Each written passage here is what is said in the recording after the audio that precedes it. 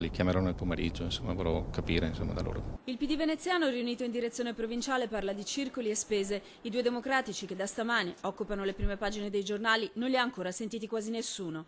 Tutti però sono d'accordo sul fatto che presto Zoggia e Mognato faranno chiarezza. Il partito al momento non chiede dimissioni o autosospensioni.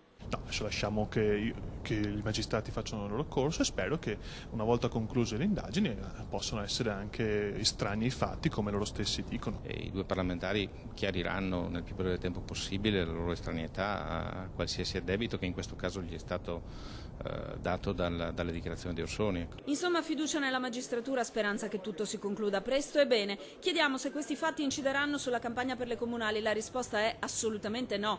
Zoggia e Mognato sono chiamati in causa dalla strategia difensiva dell'ex sindaco. I magistrati hanno deciso per l'incriminazione. Ma questo fa parte della logica processuale, quindi si vedrà all'esito se le accuse dell'ex sindaco Orsoni sono fondate o meno e quindi se ci sarà un processo o un'archiviazione. Chiede un passo indietro invece Alessandra Moretti, ormai in campagna elettorale per le regionali. Chi è coinvolto oggi faccia un passo indietro per difendersi meglio nelle sedi opportune. I corrotti, e se ci saranno dei corrotti, vadano in carcere e paghino fino all'ultimo centesimo. Se ci sono degli innocenti non venga infangato il nome. E sulla falsariga di Moretti anche Roger De Menech, il segretario del PD Veneto, non nega che da Zoggia e Mognato potrebbe venire una decisione spontanea.